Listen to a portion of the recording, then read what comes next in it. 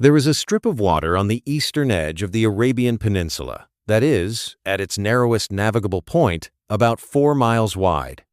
Through that sliver, every single day, flows approximately 1/5 of the world's entire oil supply, 20% of global petroleum, 17 million barrels a day.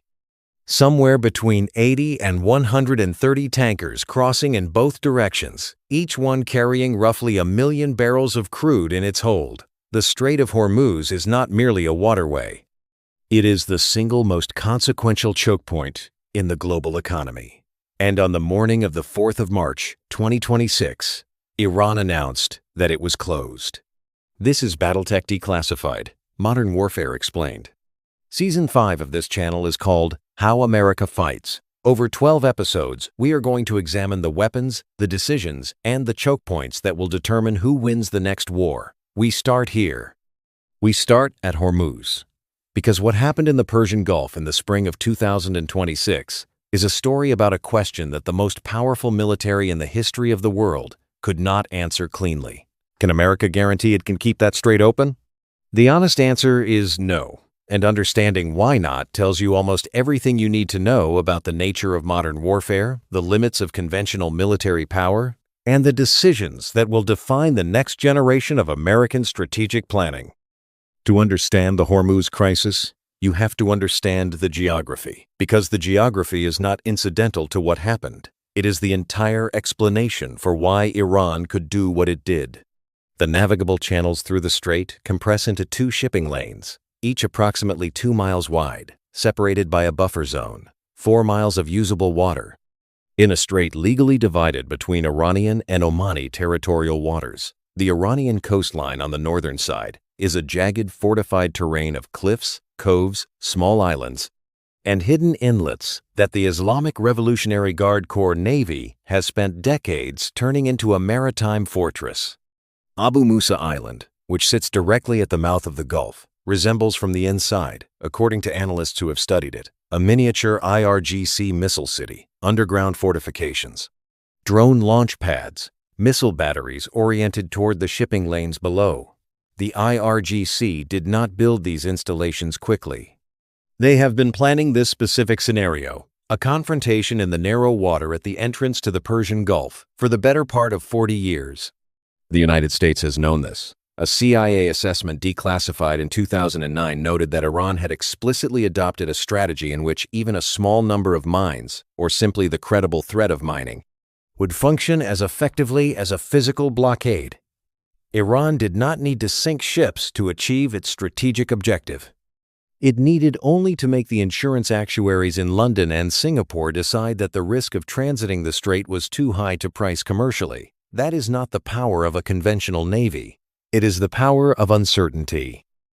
Before we go further, if this analysis is useful to you, hit subscribe now and turn on notifications. Every episode this season builds on the last, and the argument we are making across all 12 episodes is one you will not find assembled anywhere else.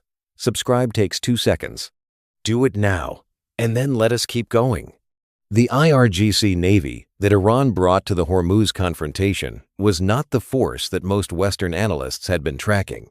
Most attention over the years focused on Iran's conventional navy, the frigates, the corvettes, the Russian-purchased submarines, because those were the platforms that showed up in satellite imagery. What those assessments consistently underweighted was a parallel naval structure operating under entirely different command, with entirely different doctrine and entirely different weapons. The IRGC Navy is not a blue water force. It was built for one specific mission in one specific geography.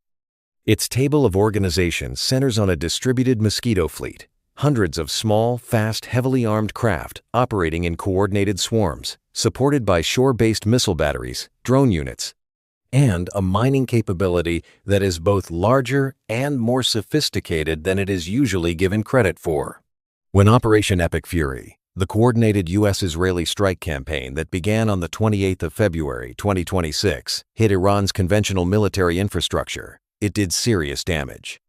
The Iranian conventional navy ceased to function as a coherent fighting force within the first week. President Trump declared with some accuracy that Iran had no navy and no air force. What he did not say, and what the following weeks made painfully clear, was that the force that actually controlled the Strait of Hormuz had barely been touched. The IRGC Navy's doctrine has a name in American military planning circles: anti-access, area denial. While that term is most commonly associated with China's military strategy in the Pacific, Iran has been practicing a version of it in the Persian Gulf since the 1980s. The underlying logic is identical. You do not need to defeat the most powerful navy in the world in a straight fight. You need only to make operating in a specific body of water expensive enough, uncertain enough, and dangerous enough that the costs begin to outweigh the strategic benefits. The tools Iran uses to achieve this are deliberately simple, because simplicity is its own form of resilience. A fast attack craft that costs $200,000 cannot be made strategically irrelevant by a single airstrike. You have to find it first, difficult when it is hidden in one of hundreds of coastal inlets. Then, you have to hit it, complicated when it is moving at 40 knots in shallow water, surrounded by civilian fishing traffic. Then, you have to do it again, because there are hundreds more. And all the while, the mines laid 3 days ago are still sitting on the bottom of the shipping lane, patient and invisible. Iran's mine inventory is estimated at between 2,000 and 6,000 units. The Maham-7, one of Iran's most capable designs, uses non-metallic components to defeat standard sonar detection and employs combined magnetic and acoustic sensors to identify target vessels. Its non-standard geometry reduces the probability of detection through conventional sweep methods. Clearing a field of Maham-7 mines under fire with IRGC fastboats still active and shore-based missiles covering the entire navigable width of the strait is not a week-long operation. It is the kind of problem that takes months, with significant risk to the mine-clearing vessels themselves. By the second week of March 2026, tanker traffic through the strait had collapsed. Lloyd's List Intelligence recorded approximately 89 vessel passages in the first 2 weeks of the month, compared to a pre-war baseline of 1,400 to 1,900 passages over a comparable period. Insurance premiums for ships attempting to transit had risen by multiples that made commercial operation economically irrational. Qatar Energy declared force majeure on all contracts. Brent crude surged past $120 a barrel. The International Energy Agency described what was happening as the largest supply disruption in the history of the global oil market. The economic consequences moved with the speed that financial markets move, immediately and without mercy. Stock markets fell globally. Bond markets experienced simultaneous sell-offs. Countries that import the majority of their petroleum from Gulf producers began experiencing fuel shortages within days. Vietnam, the Philippines, countries across South and Southeast Asia that had built their industrial supply chains around cheap Gulf energy found themselves rationing gasoline at filling stations, while their governments scrambled to find alternative sources that did not exist in sufficient volume. For the United States, the immediate economic impact was more complicated. America is now a net energy exporter, but the global oil market is exactly that, global.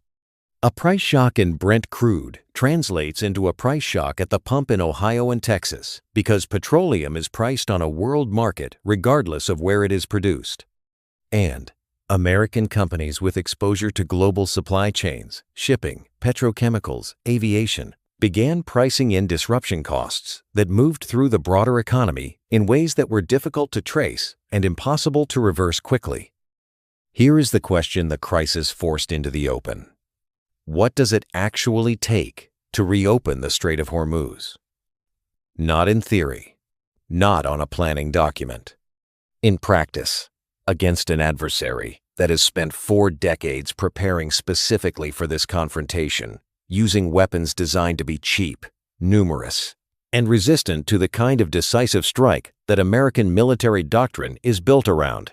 The United States Navy is the most powerful naval force in the history of human civilization. It operates 11 nuclear-powered aircraft carriers, more than 280 deployable battle force ships, a submarine fleet unmatched in capability. By almost any conventional measure of naval power, there is no comparison between the United States Navy and the IRGC Navy. The gap is not close. And none of that translated into a clean solution. Because the IRGC was not fighting a conventional naval battle. It was not trying to sink American carriers or defeat American destroyers in open water. It was making the strait dangerous, unpredictable, expensive. And it was doing this with weapons, mines, fast boats, drones, shore-based missiles that are individually easy to destroy. The problem is not destroying them. The problem is that destroying them under fire, in shallow water, in a 4-mile channel, while they are being replenished from hundreds of hidden coastal positions, is an operation that takes time. And time, in a crisis of this kind, is measured in dollars per barrel and geopolitical leverage. If you are finding this analysis useful, this is a good moment to like this episode. It takes 2 seconds, and it tells YouTube's algorithm that this kind of content is worth showing to more people. Hit like. And if you have not subscribed yet, do it now. The mine clearance problem sits at the center of why the military options available to the United States were all slower and more costly than the public narrative suggested. The Navy's mine countermeasure capability has been a recognized weakness for decades. This is not a secret. The Navy's own internal reviews have flagged it. Congressional testimony has addressed it. Defense analysts have written about it at length. The reason the capability gap persisted is procurement culture. Mine countermeasure ships are unglamorous. They do not appear in recruitment videos. They do not generate the kind of industrial lobbying pressure that a new carrier or fighter jet program generates. And so, generation after generation, mine countermeasure capability was funded below the level that actual strategic risk assessment would justify. The platforms that exist, the Avenger-class mine countermeasure ships, the MH-53EC Dragon helicopters, are capable within their design parameters. But their design parameters assume a relatively permissive environment, without active threat from shore-based missiles and drone swarms simultaneously contesting the same water. In the actual environment of the Strait of Hormuz in March 2026, those platforms faced a threat envelope their design did not anticipate. Operating a mine countermeasure vessel in a channel where shore-based anti-ship missiles cover the entire navigable width is a fundamentally different problem than operating in the Baltic Sea during a NATO exercise. The drone dimension of the Hormuz crisis is the piece that public coverage handled least well. The IRGC has been one of the most disciplined developers of one-way attack drone capability in the world, and the Red Sea campaign, the Houthi drone and missile campaign against commercial shipping that began in late 2023, served as a real-world laboratory for tactics that Iran then applied directly in the Persian Gulf. The specific lesson that emerged from the Red Sea was this: a one-way attack drone that costs between $20,000 and $50,000 can force a naval vessel to expend an interceptor missile that costs between $1 and $4 million per shot. The mathematics of that exchange rate are not sustainable for the defender over any meaningful period. The United States fired more interceptor missiles in 6 months of the Red Sea campaign than it produced in the preceding year. That is not a failure of American manufacturing. It is a structural feature of how naval air defense has been built. The entire architecture assumes that incoming threats are relatively sparse, a small number of high-value missiles that justify a high-value interceptor. It was not designed for an environment where incoming threats, number in the dozens or hundreds, are individually inexpensive and are launched continuously over weeks and months. The IRGC understood this. The Houthis understood this, and by the time the Hormuz closure happened, American naval units were already operating against a stockpile constraint that shaped every tactical decision their commanders made. The American response to the Hormuz closure unfolded across several distinct phases, and understanding the logic of each phase reveals the actual decision calculus governing how the United States uses military power in a crisis of this kind. The first phase was kinetic degradation. U.S. and Israeli strikes in the opening days targeted Iran's conventional military infrastructure, radar, air defense, command and control, surface combatants. This was highly effective against those specific target sets.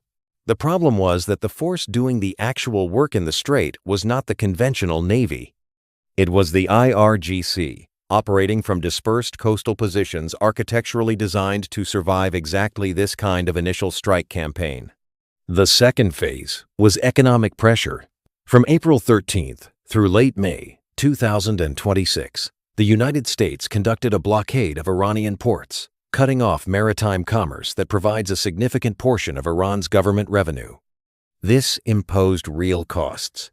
It did not cause Iran to reopen the strait. The third phase was the development of an alternative routing arrangement. Saudi Arabia has pipeline capacity to route oil exports to Red Sea terminals, bypassing the strait. The UAE has similar, though more limited, capacity. The problem was mathematical.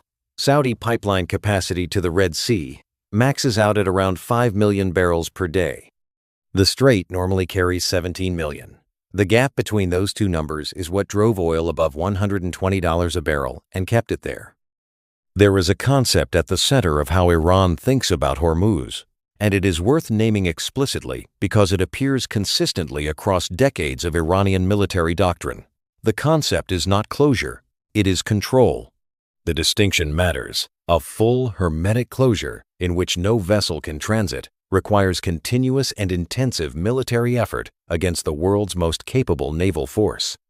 Iran has never seriously claimed the ability to maintain that indefinitely. What Iran has claimed, and what March 2026 demonstrated, is the ability to determine who passes and who does not, to impose costs that are selectively applied, to extract compliance from specific actors while allowing others to operate. Iran allowed 7 Malaysian tankers to pass on April 6th. It allowed ships from countries it designated as neutral to operate under reduced threat. It selectively attacked vessels associated with nations whose governments had taken positions it objected to. The pattern of behavior was not a force trying to sink everything that moved. It was a force using the threat of violence to extract political and economic concessions in real time.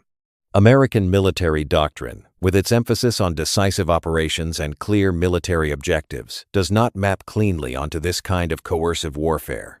The question, have we reopened the strait, has a binary answer. The question, have we reduced Iranian leverage to an acceptable level while managing escalation risk and preserving the possibility of a negotiated settlement, does not. And it was the second question, not the first, that was actually governing American decision-making throughout the crisis.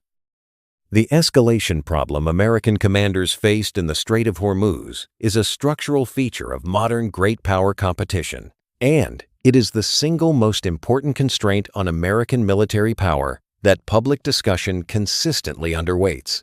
Here is the problem in its simplest form. The United States has the conventional military capability to inflict devastating damage on Iran's IRGC naval infrastructure. It can sink fast boats, destroy shore-based missile batteries, target underground mine storage facilities, and progressively clear the mine threat using its countermeasure assets. It can do all of these things, but every action moving toward a definitive military solution also moves the conflict toward a threshold that neither side wants to cross. The threshold at which Iran's calculus shifts from using the strait as a pressure lever to using whatever remaining capability it has in a maximally destructive way before losing it. Iran's shore-based anti-ship missiles, the Noor, the Qadr, the Khalij Fars, have ranges covering the entire width of the Persian Gulf at certain points. A full-scale IRGC anti-ship missile salvo against American naval vessels or Gulf state oil infrastructure is a scenario that is strategically different in kind, not just degree, from the mine and drone campaign that defined most of the crisis. The possibility of that scenario imposed a ceiling on the aggressiveness of American military operations throughout the spring of 2026. The ceiling was rational. It was also exactly the ceiling that Iranian planners had designed their strategy around. The international dimension added layers of complexity that the American military could not resolve through force alone. China's position was the most consequential. Beijing had been the primary importer of Iranian oil for years, providing Tehran with a revenue stream that survived American sanctions. When the strait closed, China faced its own economic pain, but it also saw a strategic opportunity. While the United States was managing the Hormuz confrontation, China moved to block the Scarborough Shoal in the South China Sea. The message was not subtle. American strategic attention has limits. A crisis in one theater creates openings in others. Xi Jinping publicly called for the strait to remain open. He said the right words. he did not provide meaningful support for the efforts to reopen it. His statement that the Strait of Hormuz should remain open to normal navigation was followed, within days, by Chinese obstruction in an entirely different waterway. That is not a coincidence. That is a coherent strategic understanding of how American power works and how to exploit its limits. Russia's position was more straightforward. Russia is a major oil and gas exporter.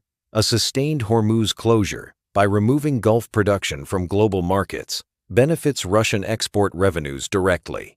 The New York Times analysis of the first weeks of the crisis found that Russia saw an increase of more than $15 billion in revenue during the period that Gulf exporters were losing equivalent amounts. Russia had every structural incentive to see the crisis continue and no particular incentive to help resolve it. The United Kingdom's response offered a window into the state of Allied military capability. Britain committed a naval warship, fighter aircraft, and a drone component to the International Defensive Mission. British officials were among the most vocal in condemning Iranian actions.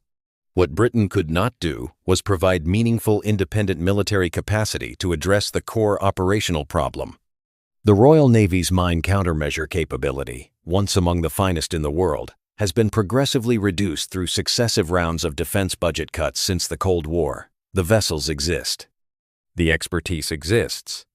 But the scale is a fraction of what it was in 1991, when British MCM vessels played a significant role clearing Iraqi mines from Kuwaiti waters. This pattern repeats across the Allied order of battle for the Hormuz scenario. Japan has capable MCM assets, but is constitutionally constrained in deploying them in the Persian Gulf. Australia committed forces, but its MCM capability is limited.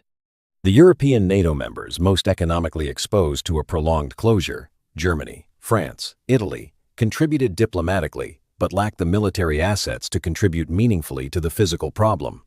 The burden fell predominantly on the United States Navy, and the United States Navy, for all its extraordinary capability, was working against a structural constraint that no amount of tactical excellence could fully overcome. It had not invested adequately in mine countermeasure capability for the specific scenario it was now operating in. The gap between what America's allies say they can do and what they can actually do has strategic consequences that compound over time, and the Hormuz crisis made those consequences visible. The negotiations that produced the Memorandum of Understanding between the United States and Iran reveal what both sides actually wanted from the crisis. Iran's core demands were not primarily territorial or about specific military concessions. They were about recognition. The recognition that Iran had demonstrated the ability to impose costs on the global economy that made it impossible for the United States to simply refuse to deal with it. The framework for nuclear inspections was a concession to international pressure. The transit fee suspension was a concession to American pressure. But the fundamental shape of the agreement, a negotiated reopening rather than a military defeat, was a concession that the United States made to Iran, whether it described it that way or not. The fragility of that agreement became apparent almost immediately. Within days, the IRGC struck the MV Everlovely with a one-way attack drone. Trump described the attack as a foolish violation and promised consequences. CENTCOM conducted retaliatory strikes against Iranian surveillance infrastructure and drone storage facilities. Bahrain reported drone attacks on its territory. Iran's negotiating team simultaneously asserted that after the 60-day transit fee suspension expired, collection would resume, a claim that no participant in the MOU had agreed to, and that the United States and Gulf states rejected outright.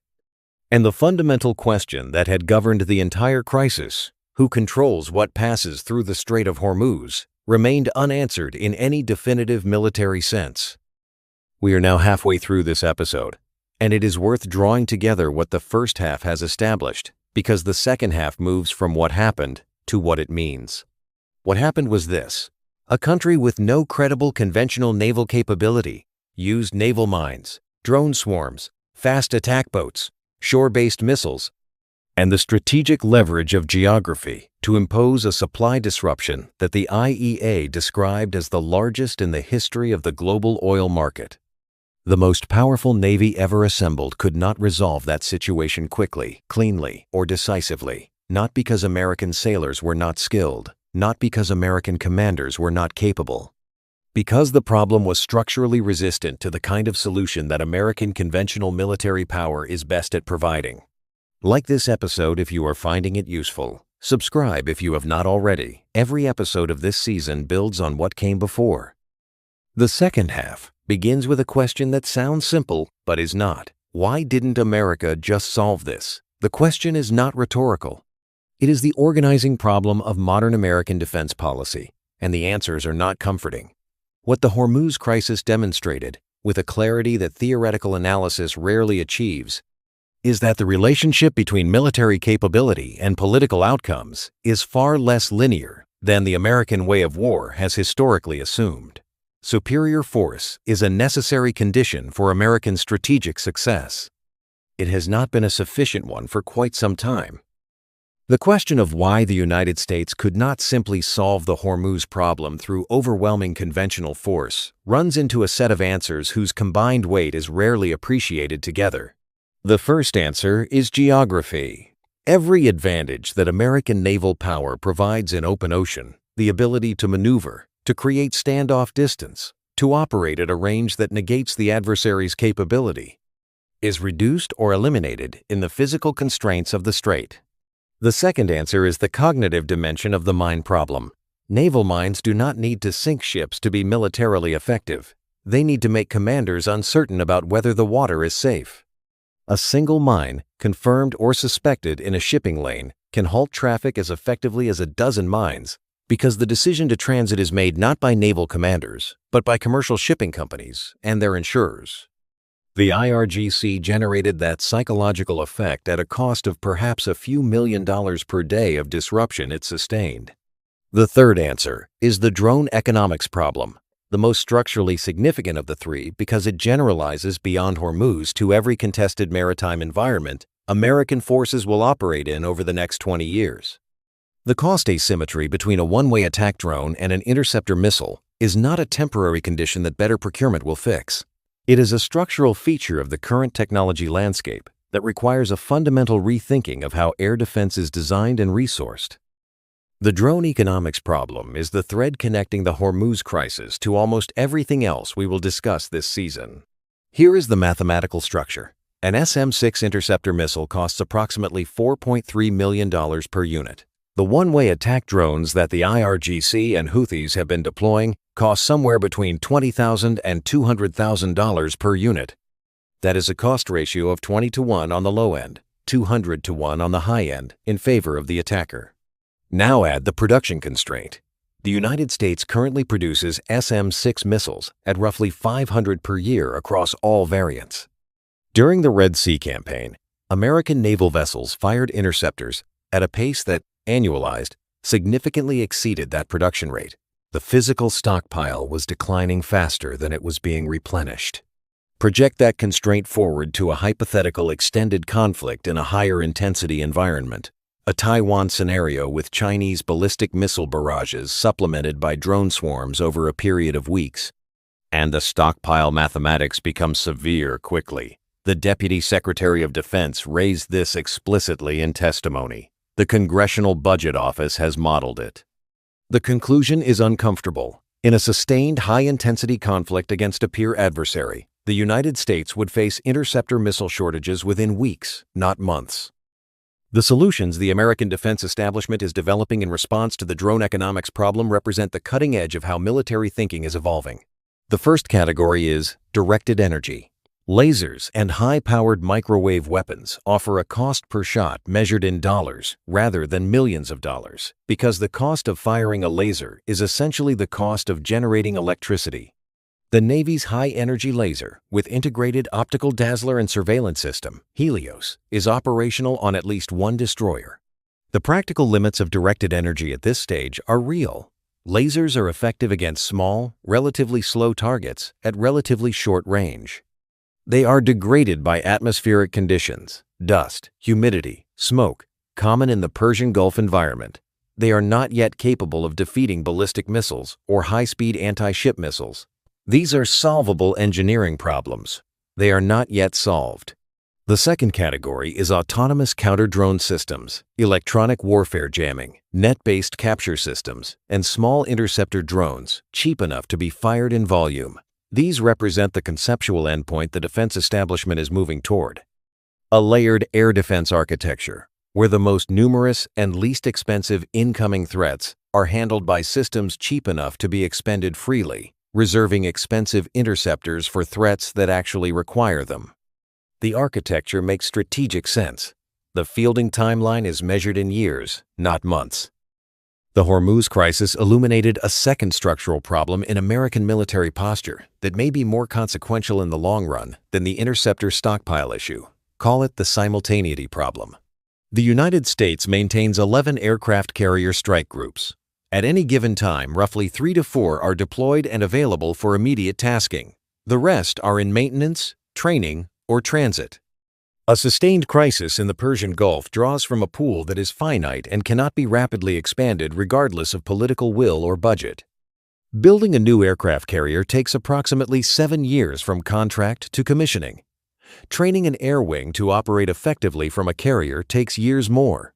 During the spring of 2026, while American carriers were operating in the Persian Gulf, China moved against the Scarborough Shoal. Chinese strategic planners have studied American carrier deployment patterns with extraordinary care. One conclusion that study produces is that America's ability to respond to simultaneous crises in geographically separated theaters is more constrained than its overall military budget suggests. The constraint is not money. It is force structure, the number of carrier groups that exist, the number deployable at any moment, and the time required to surge additional capability in response to unexpected demand. This is the fundamental strategic dilemma that will drive episode 11 of this season, but it appears here in the Hormuz context because the crisis demonstrated it in real time. The role of artificial intelligence in the Hormuz crisis was real but largely invisible to public reporting, and it points toward the most consequential changes in how naval warfare will be conducted in the decade ahead. American surface vessels operating in the Persian Gulf were using AI-assisted threat identification systems to process the radar and sensor returns from the cluttered environment of the strait. An environment where commercial fishing vessels, tankers, fast attack boats, and drones all occupy the same radar picture simultaneously. The ability to distinguish a threat from background traffic at the speed required by modern naval air defense is increasingly a problem that human operators cannot solve alone at scale. The cognitive load of monitoring dozens of simultaneous threats across a 360-degree threat envelope exceeds what human working memory can reliably handle under sustained combat conditions. The AI systems deployed were not autonomous weapons making firing decisions without human involvement. That distinction matters both practically and legally. What they were doing was compressing the decision cycle, identifying threats, prioritizing them, presenting recommended responses, allowing human operators to confirm or override at speeds that would be impossible without machine assistance. The IRGC, for its part, was using commercially available drone technology with modifications suggesting a sophisticated understanding of how to exploit gaps in American sensor and engagement systems. Multi-axis approach patterns, timed to coincide with other activities, route selection maximizing terrain masking from known American sensor positions, these reflected adversarial learning about American defensive procedures that went beyond simple saturation. What the Hormuz crisis reveals about the future of great power competition requires stepping back from the operational detail and asking a larger question about the strategic environment the United States is navigating. The adversaries that matter, Iran in the Persian Gulf, China in the Pacific, Russia in Europe, are not trying to win a decisive conventional military victory over the United States. They are trying to operate in the space below the threshold of full-scale American military response, imposing costs, creating leverage, exploiting ambiguity, and expanding their strategic position incrementally in ways that individually do not justify the response that would be necessary to stop them definitively. This is sometimes called gray zone competition. Whatever you call it, the Hormuz crisis is one of its clearest expressions, an adversary using cheap, asymmetric tools to impose costs that are real and significant without crossing the threshold that would justify the kind of military response the United States is best equipped to provide. The Cold War framework that shaped American strategic thinking for 4 decades, massive conventional deterrence backed by nuclear escalation dominance, does not map cleanly onto this environment.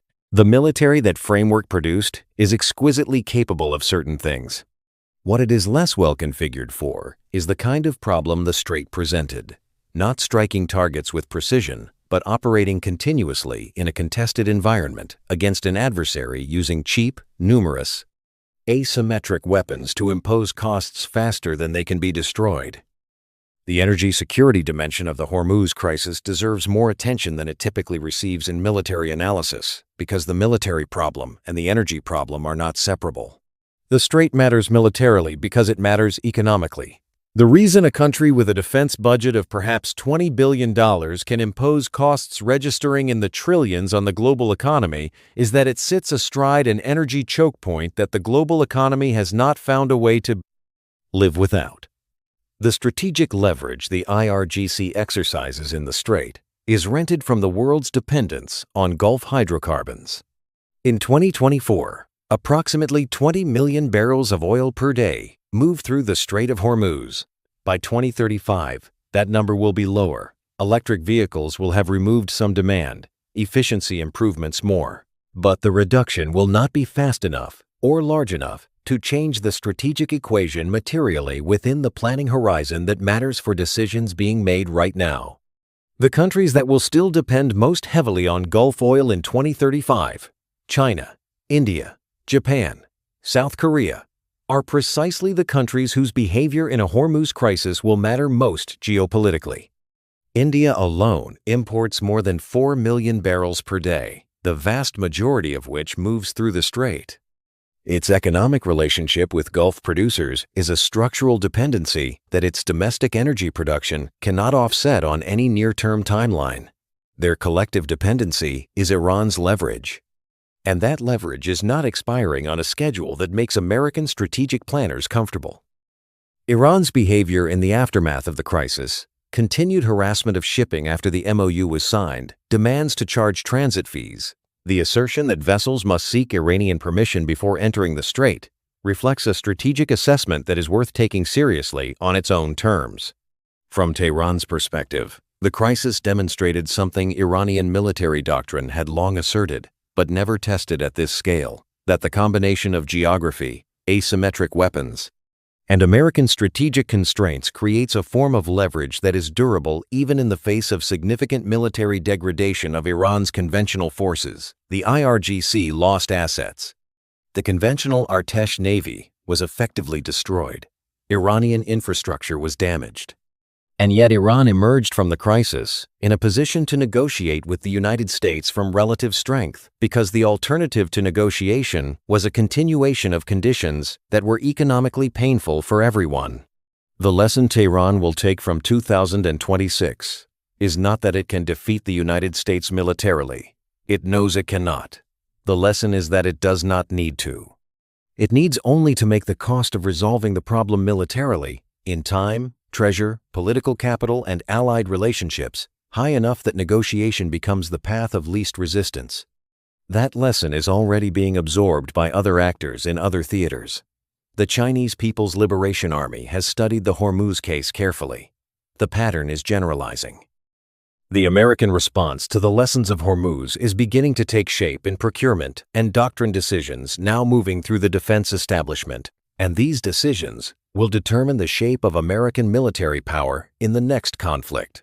The most significant procurement response is accelerated investment in directed energy weapons for naval surface vessels. The Navy's fiscal year 2026 budget included a substantial increase in funding for high-energy laser programs, and the timeline for deploying operational laser systems on the Arleigh Burke-class destroyer has been compressed. This is not a quick fix. Fitting a directed energy system to an existing destroyer requires modifications to power generation and heat management that are not trivial engineering problems. But the urgency is real, and the investment reflects a genuine institutional recognition that the interceptor economics problem cannot be solved by building more interceptors. The second significant response is the expansion of unmanned surface vessel programs. The Navy has been developing USV capability for years, limited by budget constraints, institutional resistance within the surface warfare community, and genuinely difficult engineering problems related to autonomous navigation. The Hormuz crisis created the kind of institutional pressure that sometimes accelerates programs in ways that peacetime budgeting does not. The argument that a minefield-clearing USV costing $10 million is more expendable than an Avenger-class MCM ship with a crew of 80 is not a complicated argument once you have watched a crisis unfold that required exactly that kind of capability. The doctrine responses to Hormuz are less visible than the procurement responses, but arguably more important in the medium term. The concept of distributed maritime operations, spreading naval forces across a wider geographic area, making them harder to target with mass missile or drone attacks while maintaining the ability to concentrate combat power quickly, received a practical test in the Hormuz environment. American surface combatants operated outside the immediate threat envelope of shore-based missiles wherever possible. Long-range strike assets engaged IRGC targets from distances reducing exposure. Unmanned systems were maximized for the highest-risk tasks. The limitations were real. The strait is narrow. Iranian shore-based missiles cover virtually the entire navigable width of the Persian Gulf at some points. There is no distribution strategy that eliminates exposure when you are operating in a 4-mile channel bordered by a militarized coastline. A distributed fleet can reduce the probability that a single salvo destroys a disproportionate fraction of American combat power. It cannot make the individual ships within that fleet invulnerable to the shore-based threats that ring the Persian Gulf. The doctrine provides a framework for managing the risk. It does not eliminate it. And the gap between managing risk and eliminating it is exactly the space that Iran's strategic planners have learned to occupy and that China, Russia, and others are studying with considerable care. The longer-term strategic question the Hormuz crisis raises is what kind of military power America needs to build for a world where the adversaries it faces are not the adversaries its military was designed to defeat. The American military, built in the aftermath of the Cold War and evolved through 2 decades of counterinsurgency, is exquisitely capable of certain things. It can project power across ocean distances with speed and precision that no other military in the world can match. It can strike targets with guided munitions at ranges that would have seemed like science fiction 30 years ago. It can maintain continuous surveillance over vast geographic areas, using orbital and airborne assets providing near real-time situational awareness. These are genuine and extraordinary capabilities. What it is less well configured for is the kind of problem the Strait presented, not striking targets with precision, but operating continuously in a contested environment against an adversary using cheap, numerous, asymmetric weapons to impose costs faster than they can be destroyed.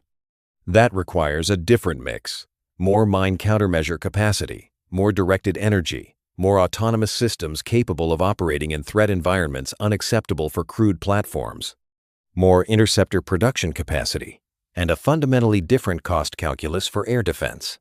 Building those capabilities takes time. The procurement cycles of the American defense establishment measure in years and decades, not months, and the urgency that a crisis creates tends to fade as the immediate pressure recedes. The coalition question, who stands with the United States in a Hormuz scenario, what they can actually contribute, and what the limits of Allied capability mean for American planning, was exposed with uncomfortable clarity. The formal Allied response was substantial in political terms. 50 nations attended the April conference in London. Multiple European countries deployed military assets. The diplomatic condemnation of Iranian actions was broad and consistent. The operational Allied contribution was more modest. What was largely absent was the kind of military capability that would have made a material difference to the specific operational problems the United States was facing. Mine countermeasure capacity, directed energy for drone defense, autonomous surface vessels for high-risk operations, advanced electronic warfare for IRGC drone suppression.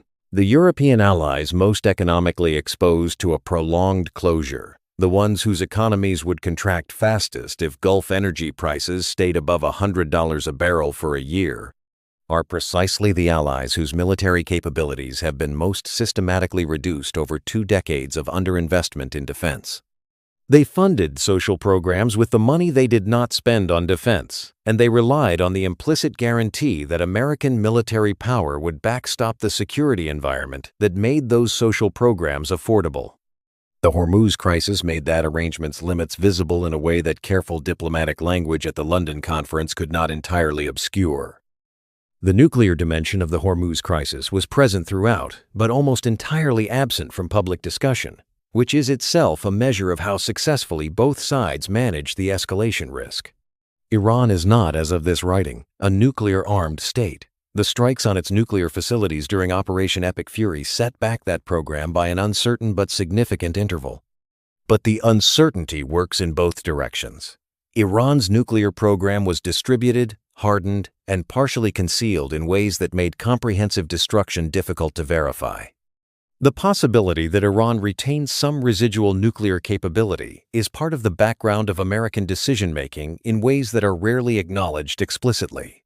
The more immediate nuclear concern was the risk of miscalculation involving the broader regional nuclear balance. Pakistan has nuclear weapons. Saudi Arabia has long been believed to have an arrangement with Pakistan that would give it access to Pakistani nuclear capability under extreme circumstances. The prospect of a regional conflict progressively pulling in nuclear-adjacent actors created an escalation ladder bounded at its upper end by catastrophic outcomes. American military commanders managed this risk successfully throughout the spring of 2026, but the success was not guaranteed in advance. The margin between the crisis that actually unfolded and a significantly worse version of it was narrower than public reporting suggested. What does the Hormuz crisis tell us about the shape of conflict America will face in the coming decade, and whether the decisions being made right now are adequate to that challenge? The most important lesson is also the most uncomfortable. Asymmetric warfare in a geographically constrained environment is a problem that cannot be resolved primarily through conventional military superiority. It requires a different kind of capability, cheaper, more numerous, more expendable, more tolerant of attrition. Building that capability requires institutional changes in the American defense establishment that are more difficult than the procurement decisions themselves. It requires accepting that a military built around high-cost, high-capability, low-volume platforms is structurally disadvantaged against an adversary using low-cost, moderate-capability, high-volume weapons. That is not a comfortable conclusion for a defense establishment whose entire procurement culture and industrial base is built around the former model. The second lesson is about the geography of leverage. Iran's ability to impose costs disproportionate to its military capability derives from a specific geographic position that cannot be replicated elsewhere. But the logic, sit astride a choke point that matters more than you do, and the asymmetry works in your favor, is a logic that other actors have studied and internalized. The Hormuz crisis is a template. Not for the specific weapons or the specific geography, but for the strategic logic of asymmetric choke point denial. That template is being studied in Beijing, in Moscow, and in Pyongyang. Season 5 of this channel began at the Strait of Hormuz, because it is the place where the questions that will define the next generation of American military power are most clearly visible. Questions about the cost of air defense, questions about mine warfare and the naval capabilities America has neglected, questions about the limits of conventional military power in a gray zone environment, questions about allied capability gaps, questions about how America manages simultaneous threats across multiple theaters with a force structure that was not built for that problem. These are not abstract questions. They are being answered right now in budget negotiations and acquisition decisions and doctrine reviews and training exercises across the American defense establishment. And the answers will shape whether America can deter the conflicts it does not want to fight and prevail in the ones it cannot avoid. Over the next 11 episodes, we follow these threads into the other theaters where they run hot, Taiwan, and why the 1-4-day response window matters more than any specific weapons system. The submarine competition in the Indo-Pacific, and what AUKUS actually transfers. The Raytheon production problem, and what it means for the arsenals underpinning every American defense commitment. The satellite infrastructure that makes modern warfare possible and what happens when it is contested. And in the finale, the question the Hormuz crisis has already partially answered. Is America's arsenal actually adequate to the threats it faces? The honest answer is not reassuring. But understanding it is the first step toward doing something about it. If this episode gave you something to think about, hit like, subscribe if you have not already. Every episode this season builds on what came before, and missing one means missing part of the argument. Leave a comment below telling us which part of the Hormuz crisis surprised you most. This is Battletech Declassified. Modern Warfare Explained. Made to listen. No screen required.